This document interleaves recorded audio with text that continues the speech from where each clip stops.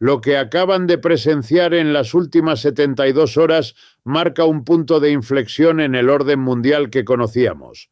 Mientras Washington redobla su apuesta con nuevas sanciones contra Cuba, las más severas en décadas, tres potencias económicas acaban de trazar una línea en la arena que cambiará todo. Rusia anunció acuerdos energéticos directos con La Habana, esquivando el dólar completamente. China, en una jugada sin precedentes, abrió líneas de crédito por miles de millones de yuanes, mientras sus buques comerciales ya navegan hacia puertos cubanos. Y aquí está lo verdaderamente fascinante. México, nuestro vecino, acaba de romper décadas de neutralidad diplomática al declarar que su soberanía comercial no está sujeta a sanciones extranjeras. ¿Entienden lo que esto significa? No estamos hablando de simples declaraciones políticas, estamos presenciando el nacimiento de una arquitectura económica paralela, una donde el poder unilateral de las sanciones estadounidenses se está convirtiendo en letra muerta.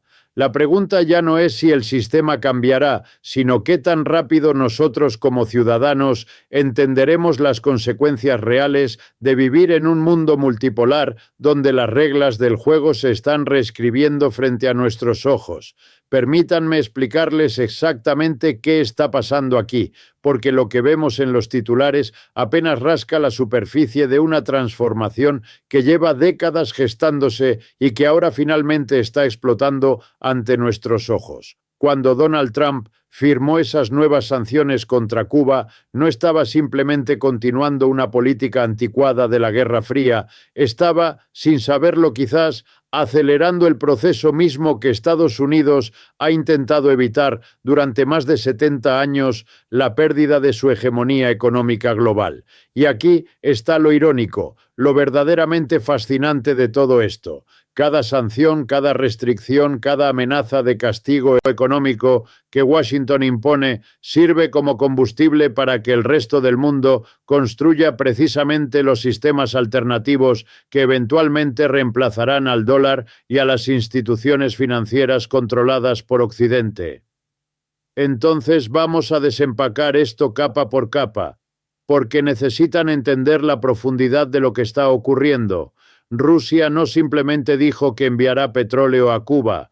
Lo que Moscú acaba de hacer es mucho más significativo. Están estableciendo un mecanismo de intercambio directo donde Cuba paga con níquel, cobalto y servicios médicos especializados. ¿Se dan cuenta de lo revolucionario que es esto? Durante décadas, el poder estadounidense, basado en una premisa simple pero brutal. Si quieres comerciar internacionalmente, tienes que usar dólares. Si quieres usar dólares, tienes que seguir las reglas de Washington. Y si no sigues esas reglas, quedas excluido del sistema financiero global. Eso es lo que llamamos el privilegio exorbitante del dólar. Pero Rusia acaba de decirle al mundo entero, nosotros no necesitamos ese sistema, podemos comerciar directamente usando nuestras propias monedas, nuestros propios productos, nuestros propios términos. Y aquí es donde la cosa se pone verdaderamente interesante, porque esto no está sucediendo en el vacío.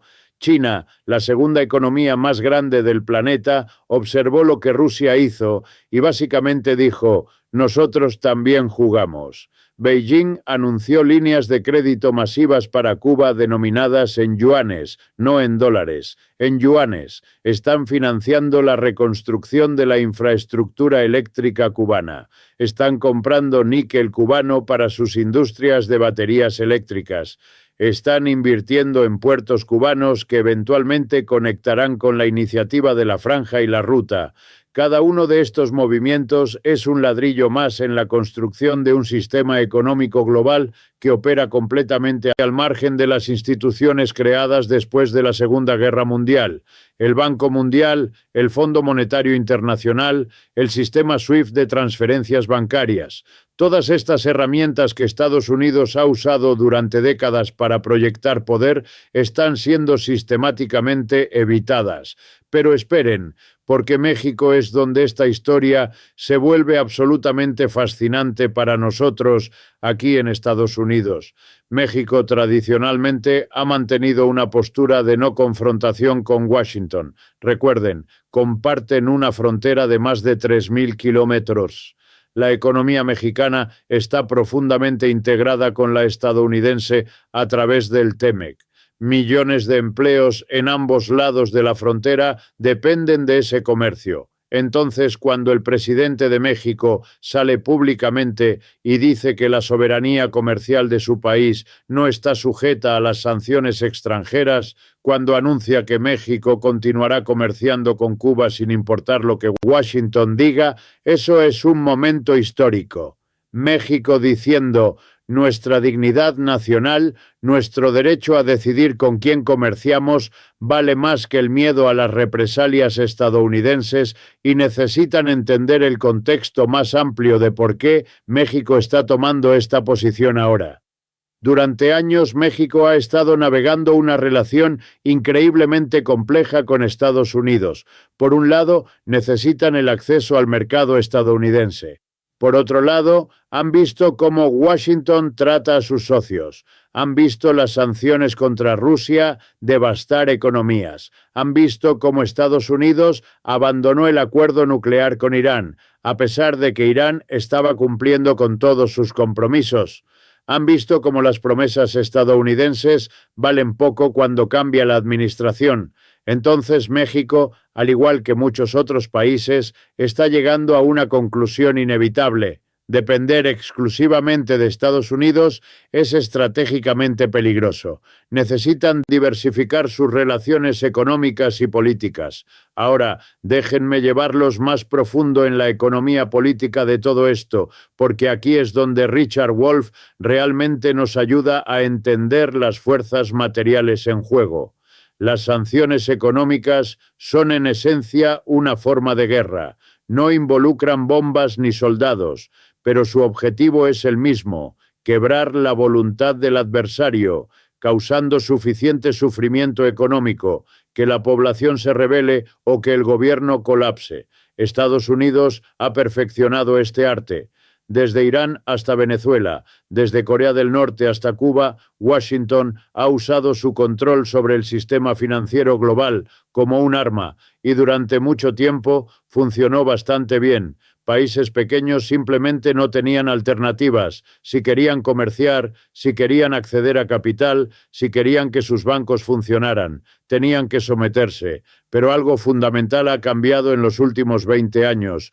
El crecimiento económico de China ha sido tan masivo, tan sostenido, que ahora representa una alternativa real. China es el mayor socio comercial de más de 120 países. Cuando China ofrece crédito, inversión, acceso a su mercado de 100 millones de consumidores. Eso es una propuesta que muchos países simplemente no pueden rechazar. Y China, a diferencia de Estados Unidos, generalmente no impone condiciones políticas a sus acuerdos económicos. No les dice a los países cómo deben estructurar sus economías, qué partidos políticos deben gobernar, qué políticas sociales deben implementar. Simplemente dice: hagamos negocios. Rusia, por su parte, ha aprendido dolorosamente que integrarse con el sistema económico occidental controlado por Estados Unidos es una trampa. Después de las sanciones de 2014 por Crimea y especialmente después de las sanciones masivas de 2022, Rusia ha tenido que reconstruir completamente su economía para funcionar bajo aislamiento. Y en ese proceso han descubierto algo interesante: pueden sobrevivir, incluso prosperar, en algunos sectores sin Occidente. Han desarrollado sistemas de pago alternativos, han reorientado su comercio hacia Asia, han profundizado su cooperación con China hasta un nivel que hace 30 años hubiera sido impensable, y ahora están exportando ese modelo, esa experiencia de cómo operar fuera del sistema dominado por Estados Unidos. Volvamos a Cuba por un momento, porque Cuba es realmente el laboratorio perfecto para entender estas dinámicas. Esta pequeña isla ha estado bajo embargo estadounidense durante más de 60 años. Piensen en eso, 60 años. Generaciones enteras de cubanos han crecido sin poder comerciar libremente con el país que está a solo 140 kilómetros de distancia. Y sin embargo, Cuba no ha colapsado. Han sobrevivido, han desarrollado uno de los mejores sistemas de salud del mundo, a pesar de la escasez de recursos. Han exportado médicos a decenas de países.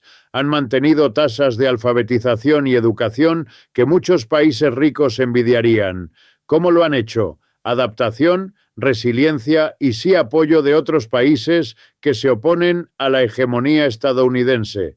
Pero aquí está el problema para la estrategia de sanciones de Estados Unidos. Cuba ya ha aprendido a vivir sin Estados Unidos. Las nuevas sanciones de Trump son dolorosas, sí, pero no son existenciales. Cuba ya tiene sistemas establecidos para importar alimentos de Europa, medicinas de India, petróleo de Venezuela cuando pueden, tecnología de China. Cada vez que Estados Unidos aprieta el tornillo, Cuba simplemente profundiza esas relaciones alternativas y ahora con Rusia, China y México aumentando activamente su compromiso, Cuba tiene más opciones que nunca. Esto nos lleva a una pregunta fundamental que quiero que consideren que logran realmente estas sanciones.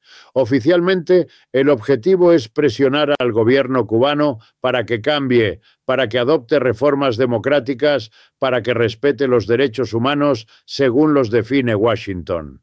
Pero después de 60 años, ese objetivo claramente no se ha logrado. Entonces, ¿por qué continuar? Y aquí es donde necesitamos ser honestos sobre la verdadera función de estas políticas. Las sanciones contra Cuba no son realmente sobre Cuba, son señales para el resto del mundo. Son Washington diciendo, miren lo que le pasa a países que nos desafían. Son una demostración de poder, una forma de mantener el orden imperial, excepto que ese orden está colapsando y las señales que Washington envía están siendo recibidas de manera muy diferente a como se pretendía. Cuando Rusia, China y México responden a las sanciones estadounidenses contra Cuba, aumentando su propio compromiso con La Habana, están enviando su propia señal. El poder estadounidense para aislar países ya no es absoluto. Existen alternativas. Hay espacio para desafiar a Washington sin sufrir consecuencias catastróficas. Ahora, déjenme conectar esto con algo que afecta directamente nuestras vidas aquí en Estados Unidos. Muchos de ustedes que me están viendo son parte de la diáspora latinoamericana. Tienen familiares en Cuba, en México, en Venezuela, en Nicaragua. Han visto cómo las políticas estadounidenses afectan a sus países de origen. Y hay una narrativa que se nos vende constantemente, que Estados Unidos impone sanciones por razones morales para promover la democracia y los derechos humanos. Pero cuando miramos los patrones, cuando miramos con quién Estados Unidos es amigo y a quién sanciona, esa narrativa se desmorona rápidamente. Arabia Saudita, una monarquía absoluta donde las mujeres apenas recientemente obtuvieron el derecho a conducir donde se ejecuta a disidentes, es un aliado cercano. Egipto, donde el ejército gobierna con mano de hierro, recibe miles de millones en ayuda militar. Pero Cuba, que tiene elecciones regulares, aunque no sean multipartidistas en el sentido occidental, que tiene uno de los mejores índices de desarrollo humano en América Latina, debe ser estrangulada económicamente. La inconsistencia es obvia y lo que revela es que las sanciones no son sobre democracia, son sobre poder, son sobre castigar a países que se atreven a seguir un modelo económico diferente, que se atreven a nacionalizar recursos que corporaciones estadounidenses quieren explotar. Y aquí está lo crucial. El mundo está cansado de esta hipocresía. Cuando Estados Unidos sermoneaba sobre reglas internacionales mientras invadía Irak bajo falsos pretextos, países tomaron nota. Cuando Estados Unidos imprimió billones de dólares durante la crisis financiera de 2008 que ellos mismos causaron mientras exigía austeridad brutal a países pobres, la gente tomó nota. Cuando Estados Unidos retira su apoyo a acuerdos internacionales cada vez que cambia de administración, cuando bloquea la reforma de instituciones como el FMI para dar más voz a países en desarrollo, cuando usa su veto en el Consejo de Seguridad de la ONU para proteger a ciertos países sin importar lo que hagan. Todo esto erosiona la legitimidad del orden internacional liderado por Estados Unidos, y esto es lo que hace que las respuestas de Rusia, China y México sean tan significativas. No son solo sobre Cuba, son sobre un rechazo más amplio al unilateralismo estadounidense, son sobre la construcción de un mundo multipolar donde ningún país, sin importar cuán poderoso, puede simplemente dictar términos al resto del planeta. China lo llama una comunidad de futuro compartido para la humanidad. Rusia habla de un orden mundial multipolar. México invoca principios de autodeterminación y no intervención que han sido parte de su política exterior desde la doctrina Estrada de los años 30. Pero necesito ser claro sobre algo. Esto no significa que Rusia o China sean actores benevolentes. Ambos países tienen sus propias agendas, sus propios intereses. Rusia quiere esferas de influencia en su vecindario. China quiere acceso a recursos y mercados para alimentar su economía. Ninguno de estos países es un modelo perfecto de democracia o derechos humanos, pero esa no es realmente la cuestión. La cuestión es que el monopolio estadounidense sobre el poder económico y político global está terminando, y países de todo el mundo están calculando que tienen más que ganar al diversificar sus alianzas que al permanecer completamente alineados con Washington. México es particularmente interesante en este contexto porque está literalmente en la frontera de Estados Unidos. Durante el gobierno de Andrés Manuel López Obrador, México ha intentado recalibrar su relación con Estados Unidos hacia una mayor igualdad. Han invertido en Pemex, la compañía petrolera estatal, en lugar de privatizarla como Washington preferiría. Han aumentado el salario mínimo significativamente, han expandido programas sociales y sí, han mantenido relaciones con Cuba, Venezuela y Nicaragua a pesar de la desaprobación estadounidense. Todo esto representa un alejamiento, aunque gradual y cuidadoso, del modelo neoliberal que Estados Unidos ha promovido en América Latina durante décadas. Y Estados Unidos está aprendiendo que no puede simplemente intimidar a México para que se someta. Cuando Trump amenazó con aranceles masivos, si México no controlaba la migración, México negoció. Cuando Estados Unidos presionó sobre políticas energéticas, México maniobró. La realidad es que México tiene más apalancamiento del que muchos reconocen. Estados Unidos necesita a México tanto como México necesita a Estados Unidos. Las cadenas de suministro están completamente integradas. La seguridad fronteriza requiere cooperación mexicana. Los flujos migratorios no pueden ser controlados unilateralmente desde el norte. Entonces, cuando México se para públicamente con Cuba frente a las sanciones estadounidenses, están aprovechando ese apalancamiento, están diciendo, no somos un Estado cliente, somos una nación soberana con nuestros propios intereses y valores, y uno de esos valores es la solidaridad latinoamericana, el principio de que los países de nuestra región deben apoyarse mutuamente contra la intervención extranjera, venga de donde venga. Ahora volvamos a la economía, porque ahí es donde estos cambios geopolíticos tienen sus efectos más profundos y duraderos. El sistema de Bretton Woods, establecido después de la Segunda Guerra Mundial, puso al dólar en el centro de las finanzas globales. Todos los países necesitaban dólares para comerciar. Estados Unidos, como emisor de la moneda de reserva mundial, podía imprimir dinero para financiar déficits que destruirían cualquier otra economía. Podía imponer sanciones que, efectivamente, cortaban a países del comercio internacional. Era un poder inmenso.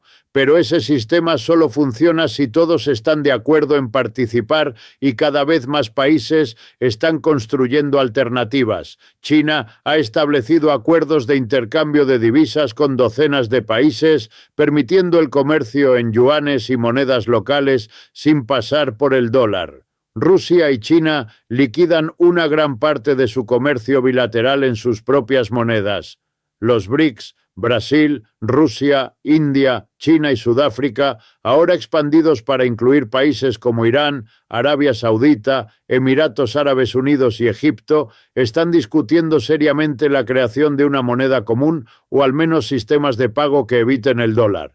¿Qué significa esto para nosotros aquí en Estados Unidos? Significa que el privilegio del dólar, esa capacidad de vivir más allá de nuestros medios porque el mundo necesita nuestra moneda, está en peligro. Significa que la capacidad de Washington para usar sanciones como armas se está debilitando. Significa que Estados Unidos tendrá que competir en términos más iguales con otras potencias. Y honestamente, eso probablemente sea algo bueno a largo plazo, aunque el ajuste será doloroso, porque la realidad es que el imperio estadounidense, mantenido a través del poder del dólar y la amenaza de sanciones y ocasionalmente intervención militar, no ha beneficiado a la mayoría de los estadounidenses, ha beneficiado a las corporaciones multinacionales que pueden explotar mano de obra barata en el extranjero, ha beneficiado a los contratistas de defensa que venden armas, ha beneficiado al sector financiero que se beneficia de su posición central en el sistema global. Pero el trabajador promedio estadounidense, la familia de clase media, no ha visto mucho beneficio. De hecho, han visto cómo empleos manufactureros desaparecen, cómo sus comunidades se desindustrializan, cómo la desigualdad se dispara. Entonces, cuando hablamos de un orden mundial multipolar, cuando hablamos del fin de la hegemonía estadounidense, no estamos necesariamente hablando de algo malo para el pueblo estadounidense común. Estamos hablando del fin de un sistema que ha concentrado riqueza en la cima mientras dejaba a la mayoría luchando. La pregunta es, ¿qué viene después y cómo navegamos esa transición? Y aquí es donde Cuba, extrañamente, nos ofrece algunas lecciones. A pesar de décadas de embargo, a pesar de la pérdida de su principal patrocinador cuando la Unión Soviética colapsó, Cuba ha mantenido sistemas de educación y salud que funcionan. No son perfectos, enfrentan escasez constante de suministros, pero han priorizado las necesidades humanas básicas sobre las ganancias. Han demostrado que otra forma de organizar la sociedad es posible, incluso bajo condiciones extremadamente adversas. No estoy diciendo que Estados Unidos deba copiar el modelo cubano. Estoy diciendo que deberíamos ser lo suficientemente humildes como para reconocer que países pequeños y pobres a veces han resuelto problemas que nosotros, con todos nuestros recursos, no hemos logrado resolver. Cuba tiene mejor mortalidad infantil que Estados Unidos. Piensen en eso. Una isla bajo embargo tiene mejor mortalidad infantil que la economía más rica del mundo. Eso debería darnos pausa. Debería hacernos cuestionar nuestras prioridades. Las respuestas de Rusia, China y México a las sanciones de Trump contra Cuba son, en última instancia, sobre la construcción de un mundo diferente, un mundo donde el poder está más distribuido, donde los países pequeños tienen más espacio para experimentar con diferentes modelos económicos, donde ninguna potencia puede simplemente imponer su voluntad sobre todos los demás. No será un mundo perfecto. Habrá nuevas contradicciones, nuevos conflictos. China y Rusia tienen sus propias tendencias imperiales, pero será un mundo con más opciones, más posibilidades para nosotros aquí en Estados Unidos, especialmente para la comunidad latina que mantiene vínculos profundos con América Latina. Esto importa enormemente. Significa que nuestros países de origen tendrán más espacio para desarrollarse según sus propios términos. Significa que la dominación económica que ha mantenido a nuestra región región pobre y dependiente durante siglos podría finalmente estar llegando a su fin. Significa que las remesas que enviamos a casa podrían ir más lejos en economías que están creciendo e industrializándose en lugar de estar atrapadas en deuda perpetua y ajuste estructural. Y significa que tenemos una responsabilidad. Tenemos que educar, tenemos que organizar, tenemos que presionar a nuestro gobierno aquí para que cambie estas políticas obsoletas. El embargo contra Cuba no funciona y nunca ha funcionado. Las sanciones contra Venezuela, contra Nicaragua, contra cualquier país que intente un camino independiente, no están promoviendo la democracia, están causando sufrimiento y empujando a esos países más cerca de potencias que sí están dispuestas a trabajar con ellos sin condiciones políticas.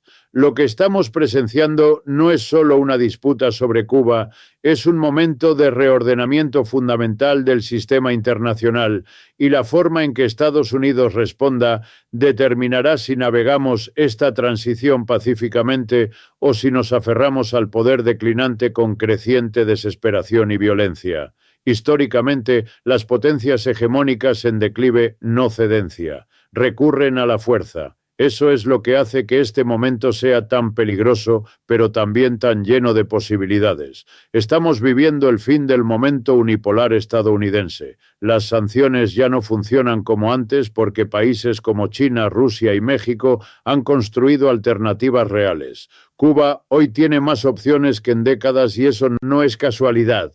Es una señal de cambio histórico. Esto no es abstracto. Las sanciones deciden quién come, quién accede a medicinas y quién puede usar su propio dinero. Durante 30 años, Estados Unidos impuso el neoliberalismo prometiendo prosperidad. Lo que produjo fue desigualdad, crisis y rechazo popular. Y cuando los pueblos eligieron otro camino, Washington respondió con castigo. China ofrece inversión sin imposiciones. Rusia demuestra que desafiar a Estados Unidos es posible. México afirma soberanía sin romper relaciones. Eso es multipolaridad en práctica. La verdadera amenaza para Washington no es Cuba, sino el ejemplo, que un país pequeño pueda resistir y sobrevivir fuera del sistema dominado por Estados Unidos. La crisis del imperio no es militar, es de legitimidad. Los imperios en declive se vuelven más agresivos, pero su colapso también abre espacio para algo nuevo. Un mundo con más voces, más caminos y menos coer. Ese mundo ya está naciendo.